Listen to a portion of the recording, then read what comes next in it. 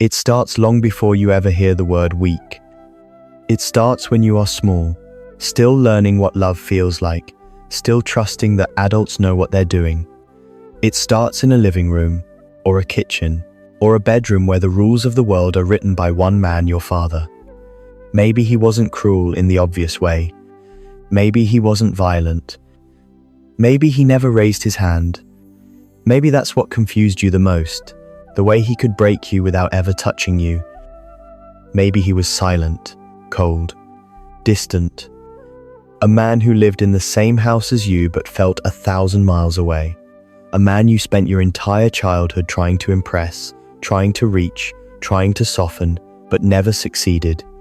Or maybe he was unpredictable. Some days warm, some days dangerous. Some days joking with you like you mattered, and other days staring through you like you weren't even there. You learned to read his footsteps the way other kids read storybooks. Each sound a warning, each breath a sign of what version of him you'd meet that day. Or maybe he loved you the only way he knew how, through demands, pressure, toughness, and disappointment that sat heavy on your small shoulders. You didn't understand his words, but you understood the message. Be better, be stronger, do more, don't fail, don't feel, don't need anything from me. And you adjusted, because children always adjust. They don't blame their parents. They blame themselves. You learned to shrink when he was angry, to smile when he was indifferent, to stay silent when you wanted to scream. You learned how to disappear inside your own home. People think weakness comes from not being strong enough, but your weakness came from being forced to be strong too early. You became the child who tiptoed, who apologized for things that weren't your fault, who tried to earn love that should have been freely given. You watched other children being hugged, praised, protected, and you wondered what was wrong with you. Why your father didn't look at you the same way. Why he sighed when you entered the room. Why your presence felt like a burden instead of a blessing. You learned not to ask for help because help was never offered. You learned not to cry because crying made him uncomfortable or angry. You learned not to show emotions because emotions were weakness in his dictionary. And slowly, piece by piece, you gave up parts of yourself. Not because you wanted to, but because it was the only way to survive under his roof. Every time he dismissed you, a part of you faded. Every time he compared you to someone else, a part of you broke. Every time he made you feel small, insignificant, not enough. Your belief in yourself shrank a little more. But you didn't understand that back then. You thought you just had to try harder. Be better. Be more useful. Be more quiet. Be whatever he needed you to be. You didn't realize he was shaping the way you saw yourself, shaping your confidence, or the lack of it, shaping the way you show up in relationships, in friendships, in love, shaping that voice in your head that still whispers, "You're not good enough." People look at you now and think you're confident or mature or calm, but they don't see the child inside who never felt protected. They don't hear the echo of your father's tone inside your mind. They don't know you flinch inside at the smallest criticism. They don't know that every time someone raises their voice, your stomach still tightens like it did when you were little. You think you're weak because you feel shaky when someone is disappointed in you, because confrontation scares you, because you question your worth constantly, because you avoid asking for things, because you break down quietly when no one is around. But here's the truth your father never taught you. You're not weak. You're wounded, and there's a difference. Weakness is a lack. Wounds are injuries, and injuries heal if you stop pretending they don't exist. But how could you know that as a child? Your father never gave you softness. He never taught you that it's okay to need people. He never taught you that love can be gentle, safe, consistent. So you grew up believing that strength means silence. That independence means isolation. That vulnerability is dangerous. That asking for love makes you unlovable. Your father didn't just shape your childhood. He shaped your definition of love, your definition of strength, your definition of yourself. And now, even as an adult, you carry his voice inside you like a shadow. You hold yourself to impossible standards. You punish yourself the way he punished you. You silence yourself the way he silenced you. You judge yourself the way he judged you. He may not be in your life anymore. Maybe he still is. But either way, he lives inside your habits, your fears, your insecurities. You think you're weak because you tremble when you stand up for yourself, because your voice shakes when you say what you feel, because you still want approval from people who treat you poorly. But what if that's not weakness? What if it's a childhood that never gave you the safety to grow? What if you are not weak, but simply carrying wounds no child should have been expected to carry alone? People say, just move on, as if healing is a switch. But how do you move on from someone who shaped the way you love, speak, trust, breathe? Your father didn't make you weak. He made you survive in a way that turned strength into silence. He made you strong in the wrong direction. The weakness you think you see in yourself isn't who you are. It's who you became to make your father less dangerous, less disappointed, less distant. You weren't weak. You adapted. You figured out how to stay safe, how to stay unnoticed, how to stay acceptable. And that child, the one who learned to shrink, is the reason you're here today. Your father didn't break you. He bent you into a shape that kept you alive. But now you're grown. And you get to decide whether you want to stay in that shape or finally grow into who you were meant to be. There's a moment in your life, usually somewhere in your teens or early adulthood, when you realize something feels off, but you can't explain it. You look at other people and wonder how they exist with such ease, how they speak without overthinking, how they say no without guilt, how they trust their own decisions without needing someone's approval. You watch them walk into rooms like they belong there. You watch them laugh without fear of being judged. You watch them express their opinions without bracing for consequences. And you wonder, quietly, why can't I do that? Why does everything feel like a test I'm failing before I even start?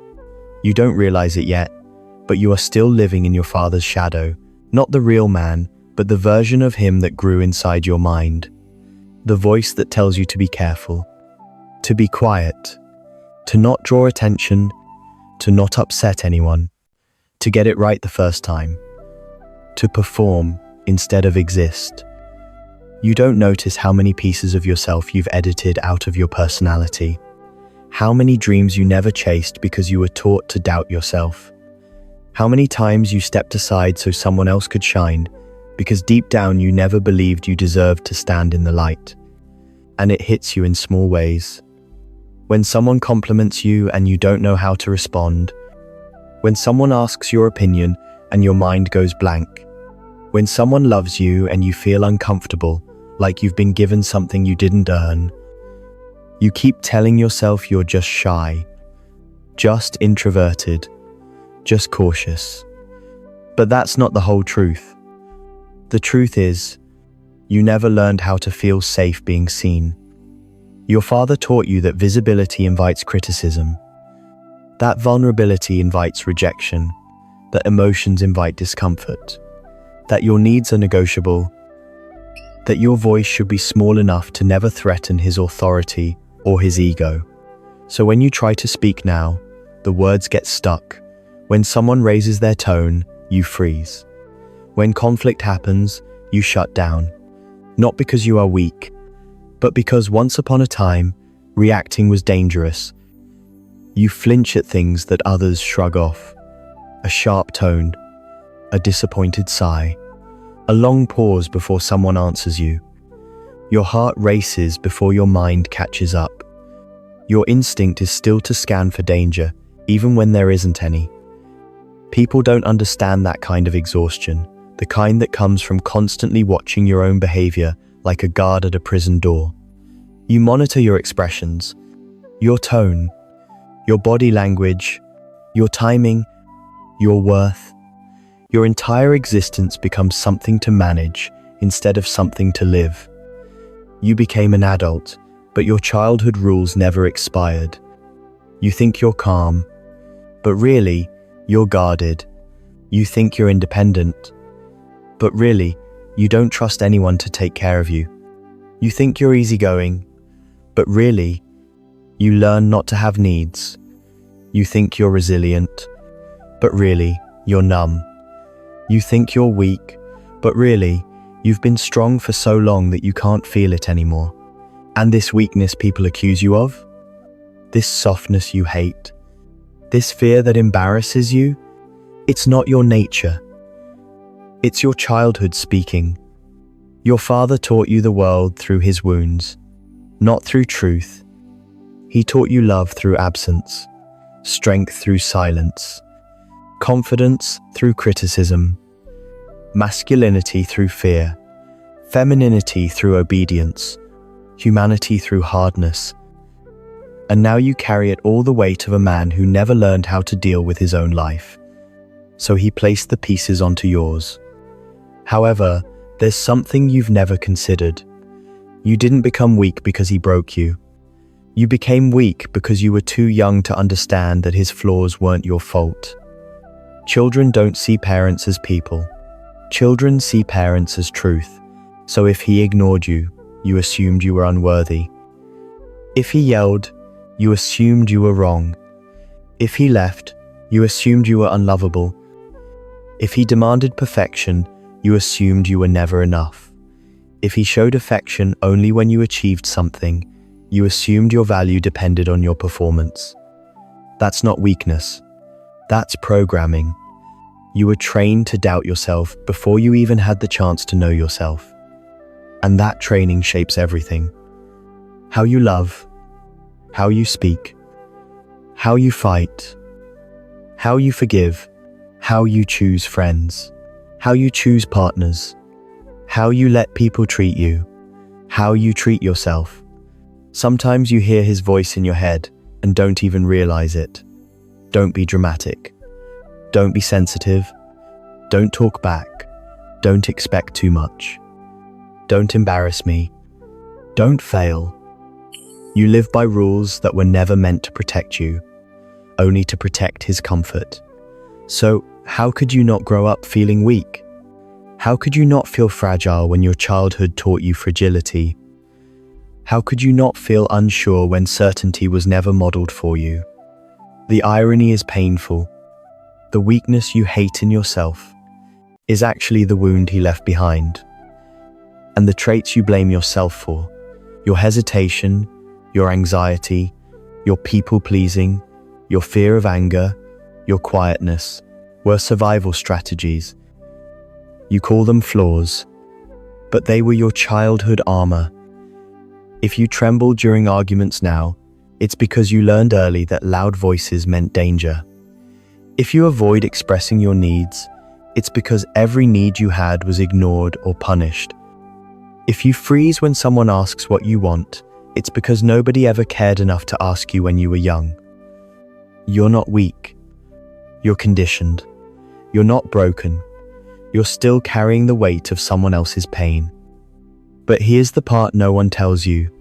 All of this, everything you hate in yourself, everything you fear, everything you struggle with, can change. Not all at once, not quickly, but slowly, gently, painfully, beautifully. Because once you understand that your weakness isn't your identity, it's your inheritance, you can start choosing what to keep and what to let go of. Your father shaped your beginning, but he doesn't get to shape your ending. There comes a day, sometimes quietly, sometimes in the middle of a breakdown, when you stop running on autopilot and finally ask yourself a question you've avoided your entire life. What if the weakness I feel is not who I am, but who I was taught to be? It hits you slowly at first. A thought here, a feeling there, moments when you react too strongly to something small, moments when someone's tone shatters you inside, Moments when you walk away from a conversation and think, why did that hurt me so much? And for the first time, instead of blaming yourself, you look deeper. Not to judge, not to punish, but to understand. Because healing doesn't begin with strength. It begins with honesty. You start realizing the fears you carry didn't come from nowhere. The doubts you wrestle with didn't just appear. The softness you shame yourself for wasn't a defect. It was a survival instinct. And slowly, painfully, beautifully, you begin to see that maybe you've been fighting the wrong battle your whole life. Not the battle to be stronger, louder, tougher, but the battle to unlearn the version of yourself your father forced you to become. That's where the real healing begins. Not in forgiving him, not in blaming him, not in pretending it didn't matter, but in recognizing that the power he had over your identity no longer belongs to him. You don't need his permission to be confident now. You don't need his approval to feel worthy. You don't need his validation to speak. You don't need his love to believe in your own. Because the truth is, your father was your first teacher, yes, but he doesn't have to be your last. Some people grow up learning strength from fathers who guided them gently. You grew up learning strength from a man who made you feel small. And somehow, despite that, you survived, maybe even thrived in your own quiet way. That's not weakness. It's endurance. It's resilience. It's proof that the child inside you fought with everything they had just to become the adult you are today. And now, for the first time, you have a choice that child never had. You can look at the fear and decide it ends here. You can look at the doubt and decide it no longer defines you. You can look at the softness in your heart and realize it's not a flaw. It's a strength your father never understood. You start showing up differently, not loudly, not dramatically. Healing rarely looks like a fireworks moment. It looks like small decisions that slowly change everything. You begin saying no without writing an apology after it. You begin telling people when they hurt you, even if your voice shakes. You begin resting when you're tired, instead of pushing yourself to prove something. You begin trying things you once avoided because you finally believe you deserve the experience. You begin letting people in carefully, but willingly. And most importantly, you begin seeing yourself through your own eyes, not your father's. One day, someone compliments you, and instead of deflecting, you say, "Thank you," and you mean it. Another day, someone criticizes you, and instead of collapsing inside, you think, "That's their opinion, not my identity." You stand a little straighter when you talk. Your voice gets a little steadier. You apologize less. You smile more real smiles, not the practiced ones you learned to wear as armor. And that's when the truth becomes undeniable. You were never weak. You were never broken. You were never incapable. You were simply shaped by a man who couldn't give you what you needed. A man who couldn't love you in the way you deserved. A man who didn't have the emotional tools to raise someone who felt safe, confident, or worthy. A man who passed down his own pain because he didn't know how to carry it alone. You may never understand why he was the way he was. You may never get the apology you deserve. You may never hear the words he should have said, and that will hurt. Not because you're weak, but because you're human. But here's what matters more than anything: he failed to give you. You can give it to yourself now. You can learn the love he never taught you. You can learn the safety he never created. You can learn the confidence he never modeled. You can become the parent to yourself that he never knew how to be. And here's the part that transforms everything. The part that turns your story from survival into freedom. You are not your father's mistakes. You are not his silence. You are not his anger. You are not his absence. You are not the softness he shamed, nor the courage he ignored. You are the person who lived through all of it and still found the strength to try again. to trust again, to love again, even if it's slow, even if it's fragile, even if it's messy. Healing doesn't mean forgetting what he did. It means refusing to let his voice control your future. It means understanding that you don't need to be the version of yourself that kept him comfortable. You don't need to be small to be safe. You don't need to be silent to be loved. You don't need to be hard to be strong. Strength has always been in you. It's in every moment you tried again when you felt like disappearing. It's in every memory you survived even when it hurt. It's in every version of yourself that kept going when you felt like breaking. You are not weak because of your father. You are strong despite him. And the moment you finally see that, the moment you stop trying to earn the love he withheld, the moment you stop placing his shadow in front of your future, that's the moment your real life begins. Not the life you were shaped into, the life you choose. A life where you take up space. A life where you speak without trembling. A life where you feel without apologizing. A life where you walk into rooms not as the child who feared disappointing him, but as the adult who finally understands. His inability to love you the right way was never your weakness. It was his. And now, you are free to grow in the direction he never allowed. Free to become someone he would not recognize, not because you changed too much, but because you finally stopped shrinking. And when you reach that point, when you breathe without fear, love without begging, exist without apologizing, you'll realize something he never did. Strength isn't loud. Strength isn't hard. Strength isn't cold. Strength is healing yourself after the person who was supposed to protect you made you believe you were weak. And you're doing exactly that.